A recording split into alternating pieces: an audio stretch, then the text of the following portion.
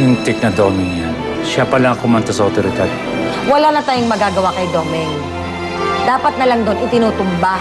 Bakit po hindi nyo nalang huhulihin si Piping at saka si Mayor Training, sir? Papatayin po ako nun talaga eh.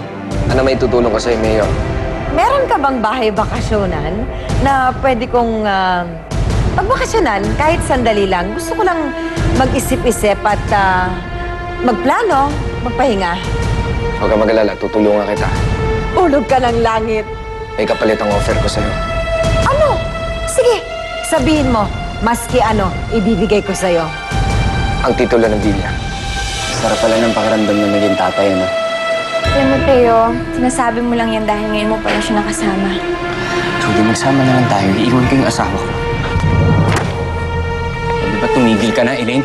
Ngayon, aminin mo sa akin, ikaw ba ang ama ng batang yan? Bukas na tayo mag-usap. Hindi! Ngayon tayo mag-uusap. Ano ba? Ngayon tayo mag-usap. Makinig ka sa sasabihin ko. Dahil kung hindi tayo mag-uusap ngayon, hindi mo ako iintindihin. Pakinggan mo lahat ng sasabihin ko dahil bukas pag-isip mo, wala na ako dito. Pwede ba tumigil ka na, Elaine? Tama na. Iwan na kita, Teo. Ayoko na makasama sa'yo. Hanggat may natitira pa ako respeto sa sarili ko. Alam mo, kaya ko sana tiisin yung pagiging kriminal ng mama mo eh. Pero ang hindi ko kaya tiisin, yung makisama sa taong hindi marunong magmahal.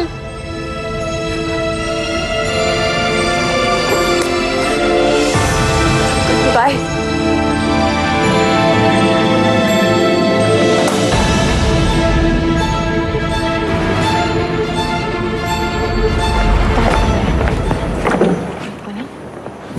Diyan ka lang, ha? Ayan. Kuya, ito yung susi ng bahay. Kayo nang bahala, ha? Opo, ma'am.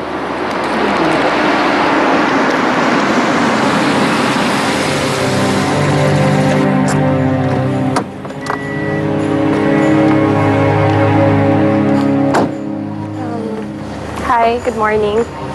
Ikaw si Jody? Yes. And who are you? I'm Elaine. Huwag ka mag-alala, hindi ako mag-skandalo. Gusto lang kita makita ng malapitan. Para malaman ko kung anong meron ka na wala ako. Sige po. Thank you. Sige po, maraming salamat You'll po. hear from us, ha? Thank you. Okay. Thank you very much.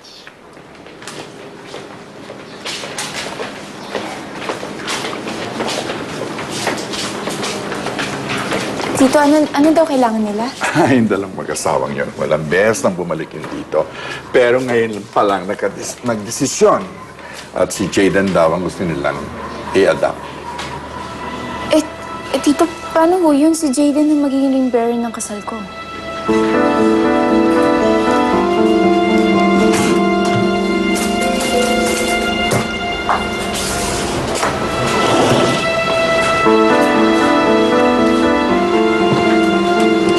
Chong, si Ariston, hindi ko na pagkikita. Wala, inutusan ko. Si Kent ho ba? Pumasok na? Oo, kanina pa. Ayaw nga magpahatid ng bata eh. Malaki na raw siya. Vivian, siguro kailangan pagsabihan mo yung anak mo, ha? Nagiging matigas ang ulo. Sige ho. Ako na hong bahala sa kanya.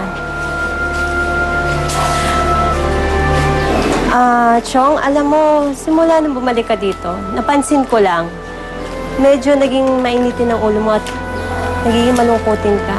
Meron ho ba dapat akong malaman? Anong dapat mong malaman? Mainit lang panahon, kaya mainit ang ulo ko. At baka kasi ka kung may maitulong. Felicidad, hindi ibig sabihin na porque nakatira ako sa'yo, pwede mo nang panghimasukan ng buhay ko. Well, ang totoo niyan, mas lamang ka sa akin.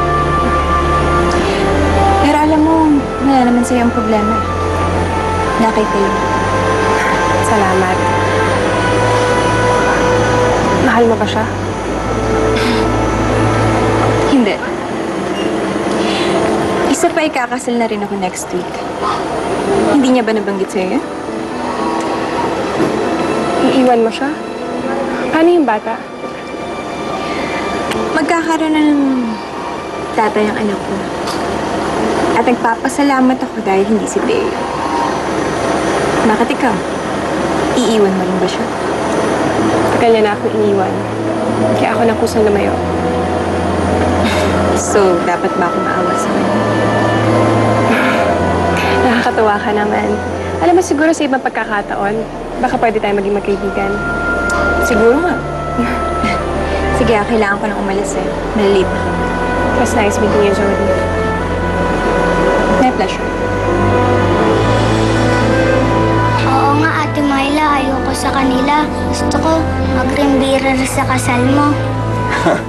Jaden, huwag kang mag-alala. Ikaw pa rin ang maging ring bearer sa kasal ng Ate Myla mo. Sige, doon mo na sa loob, ha? Ikaw naman, Myla, kung mag-worry ka, ganun na lang. Para ka naman bago ng bago. Alam mo naman kung gaano katagal ang proseso ng adoption. Bago matapos ang technicalities, sigurado ako, kasal na kayo ni Joel. Tito Victorino, para kasing ayokong ipaampun pa si Jaden sa iba eh. Hayaan mo na. Pagkapagkasal ng pagkasal natin, pwede naman tayo magkaroon ng sarili natin, Jaden. At maraming Jaden pa. Tito Victorino, kamusta po kayo? Chong, hindi ho yun yung ibig kong sabihin. Hindi ko naman ho gustong panghimasukan yung... Sorry. Pasensya na. Pagpasensyahan mo na ako. Marami lang akong iniisip. Kaya mo, balang araw ikukwento ko rin sa'yo. Pasensya ka na. Naiintindihan ko naman, Chong. Yung sa akin lang, sana wag yung idadamay si Ken. Bata pa kasi yun. Kalimutan mo na yung sinabi ko tungkol kay Ken. Sa totoo lang, malambing ang anak mo. Kaya lang, napapaaga ang pagbibinata. Iwan ko muna kayong dalawa, ha? Sige po. Kamusta ka na? Yung araw na kita hindi nakakausap. Kahit sa text, hindi ka sumasagot. May problema ba? Maraming problema eh. Nadagdagan ng investigations kay Mama. Wala naman tayong magagawa doon eh, kundi supportahan siya. Siya nga pala. Kamusta na yung preparation natin sa wedding natin? Ay, naku, pasensya ka na, Joel ah. Kasi iniwan ko muna doon sa event planner. Eh, sobrang nalilito na kasi ako eh. I understand, okay? Naisip ko lang, kamusta na nga pala yung secret admirer mo na nagbibigay sa'yo ng mga weird gifts? Naku, wala naman. Kasi, alam mo, baka yung pa isa pa sa gumugulo sa isip mo. Hindi ko naman iniisip si Gardo eh. Kanto?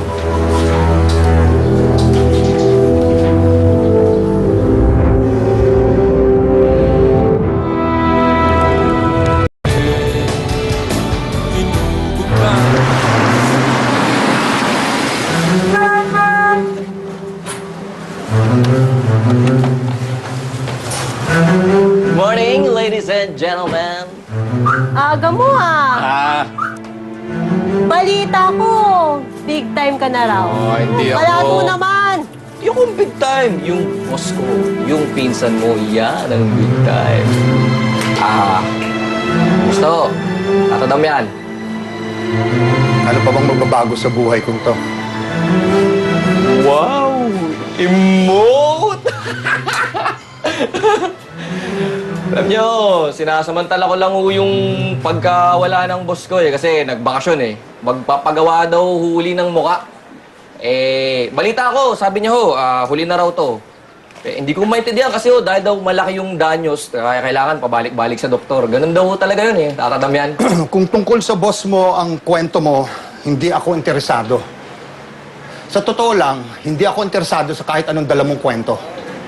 Talaga tatadam yan? Kahit malaman nyo na ang primary suspect sa pagpatay kay Vincent Lee ay si Doña Trinine. At pinaplano ng mga taga San Rafael na i-people power siya para matalsik sa pwesto. Ano yan? Minaniobra na naman ang amo mo. Oh, Matadami naman. Nakala ko ba may tiwala na kayo sa mga manggagawa at magsasaka para mag-isip at kumilos para sa pagbabago? Baka naman umuwi kay San Rafael niyan para makiisa sa kanila. Kaya ko, hinahanap nila kayo doon eh. Wala nang dahilan para umuwi ako doon. Wala na akong ari-arian doon. Wala na rin akong anak. Ang Diyos na lang ang bahala kay Trining.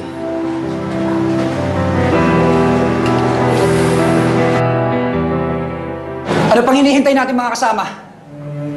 Tawagan na ang lahat ng mga manggagawa at magtungo na tayo sa munisipyo. Tama. Tayo na. Magsama-sama tayo at patalsikin si Training Braganza. Oo, mga kasama. Aristo, mabutit nakarating ka. Asan si Damian? Eh, wala si Kadamian eh. Abala siya sa mga bagay-bagay, pero pag lumawag ang schedule niya, dadating siya. Tayo na mga kasama. Tayo na. Tatawagan ko lang si Miguel Magno.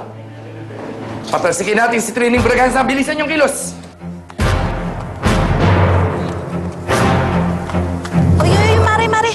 Mamaya na yung pagtitinda mo, sumama ka na muna sa munisipyo. Labanan natin mata pobre si Trini. Dalhin mo yan, dumauubos siya paninda mo ron. Trining resign! Trining resign! Trining resign! Trining resign! Trining resign! Trining resign! Trining resign! Trining resign! Trining resign! Trining resign! Sumama na kayo! Trining resign! Trining resign! Resign! Resign! Resign! Resign! Resign! Resign! Resign! Si Elaine.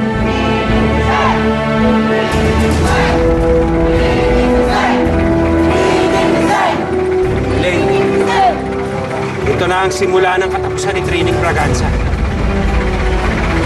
Sasama ako sa inyo.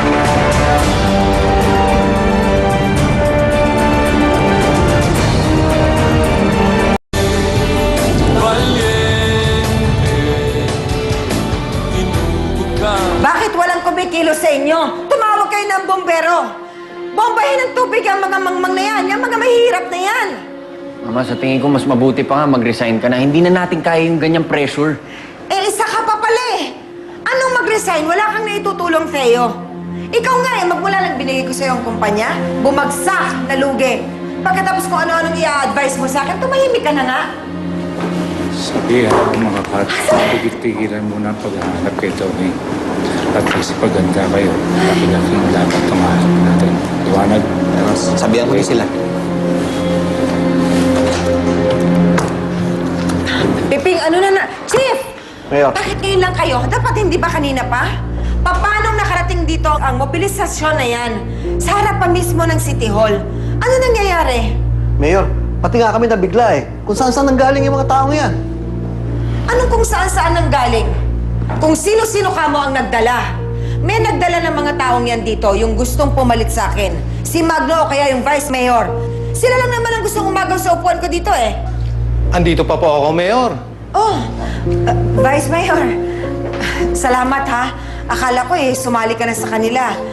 Salamat at kagrupo ka pa rin pala namin.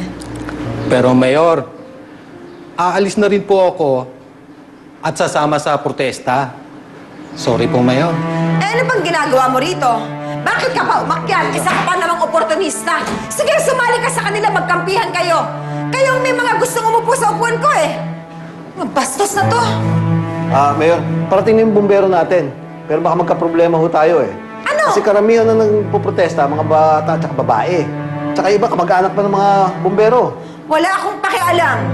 Lalabas tayo at harapin natin sila. Akala nila natatakot ako sa kanila. Piping!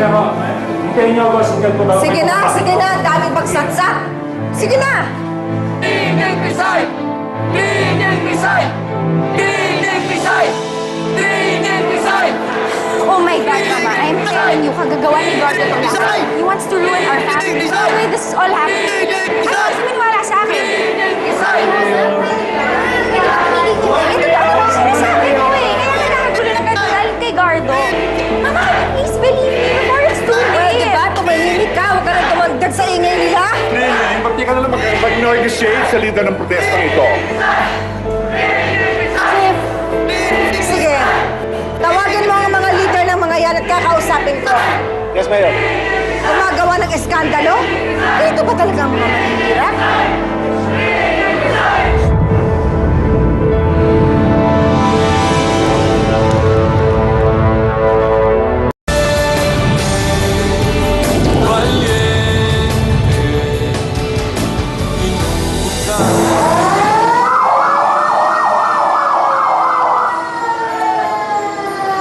Nandito pala ang aking daughter-in-law. Kumusta ka naman dyan? Elaine, anong ginagawa mo dyan? Humihingi ako ng kataruan sa pagkamatay ng daddy ko. At naniwala ka naman sa sabi-sabi. Mayor, nagsalita na po mga tao. Ayaw na nila sa inyo. Ayaw na nila sa akin? Ng mga tao o ng mga tao mo na pinipilit mong lasunin ang utak para bumaba ako rito at ikaw ang pumalit? Wala akong ganon, Mayor. Kayo ang gusto nilang umalis. Makinig kayo sa mga mamamayan, Mayor Trining. Lalo na sa aming mga manggagawa ninyo. Ilang beses nyo na kami niloko. Ilan na ba ang mga nabigyan ninyo ng karahasan sa mga kasama namin? May ebidensya ka ba, Iho? May ebidensya ba kayo? Ano pa bang ebidensya ang kailangan? Mismong tauhan yung nagsalita daw niya, Trini. Sinasabi na wala kayong kwentang tao. Ah! Tauhan ko? Baka nagkakamali ka. Mr. Vallejo! Mayor, mga kasama, huwag po tayong maging maras dito. Lahat po ng iniharap ninyo, ay wala pang katibayan. Puro bintang pa lamang. Mr. Magno, Miss Elaine, kung mamarapatin ninyo, baka pwedeng ako nalang makipag-usap kay Mayor.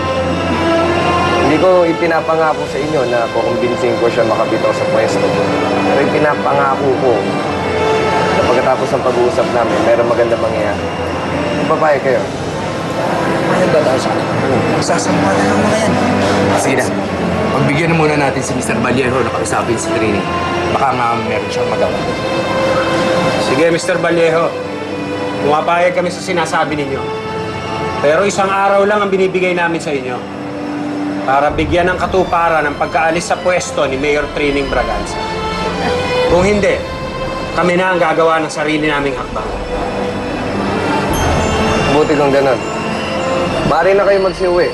At pakisabi na rin sa mga kasama ninyo, magsiuwi na rin. Kaming dalawa na lang ni Mayor mag-isa. Sige na, magsuwi na kayo! Ano pang hinihintay nyo? Uwi na! Halika na, Mr. Vallejo. Sa aking opisina tayo mag-usap. Elaine, sandali nga. Sandali nga. Ano ba sa tingin mong ginagawa mo? Ako? Ha? Ako? Ginagawa mo? Ano sa palagay mo, Teo? May utang sa akin ng mama mo. In fact, ikaw rin naman eh. Elaine, please lang, nakikiusap ako sa'yo. Huwag ka naman ang dumagdag sa gulong to. Wala akong gulong ginagawa. Lahat ng gulo na nangyayari dito, may tatak na Braganza. Magsimula tayo ng bago, Elaine. Magtulungan tayo. Ibangon natin yung dangal ng pamilyang to. Dangal? Bakit, Teo? May dangal pa ba ang buong pamilya mo? Wala na. At huwag kang aasa na may babangon niyo po lahat ng bahong ginawa ninyo. At ano binabalak mong gawin? Hihintay ko si Mr. Vallejo. Kung ano man ang mapag-uusapan ni Mr. Vallejo at ng mama mo, sisiguraduhin ko hindi ako matatalo dito, Teo. Singilan na, di ba? Hindi ako magpapatalo. Tandaan mo.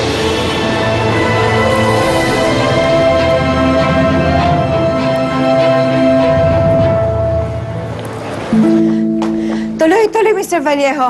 Maupo ka. May maiinom ba tayo? Piping maghanda ka at nainitan sigurado si Mr. Vallejo. Anong gusto mong inumin? Ayos lang po ako. Naku, maraming salamat. Kung hindi ka dumating, hindi ko alam kung anong gagawin ko. Naku, wag muna kayo magpasalamat sa akin. Titingilin naman din kita eh. Hindi lang ngayon. So paano? Ano ang concession natin dito sa mga taong ito? Siyempre, maghahanap yan para natin sila makumbinse na tumigil sa ginagawa nila. Wala yung mga yan. Emotional outburst lang. Huwag kang mag-alala, magpapagod din yung mga taong yan.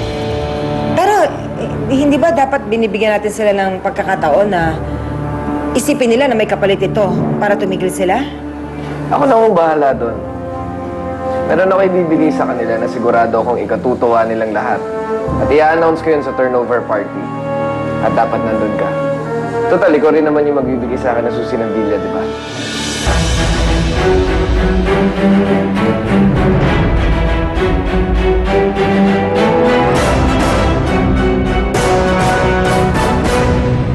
ang dahilan kung bakit may pagtitipon si Gardo sa Villa Braganza.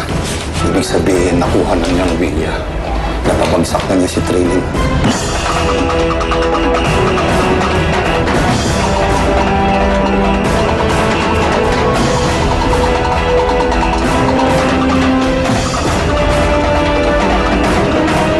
Ano yung gagawin niya? Maghiwa-hiwalay tayo. Yung iba doon, yung iba dito.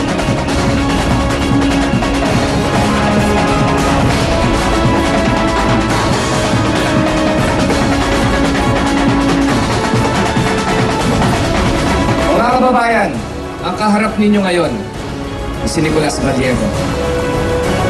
Ay ang dati niyong kakilala. Si Gardo Valiente. Ayok ka! Ayok ka! Mama! Ayok ka, Gardo!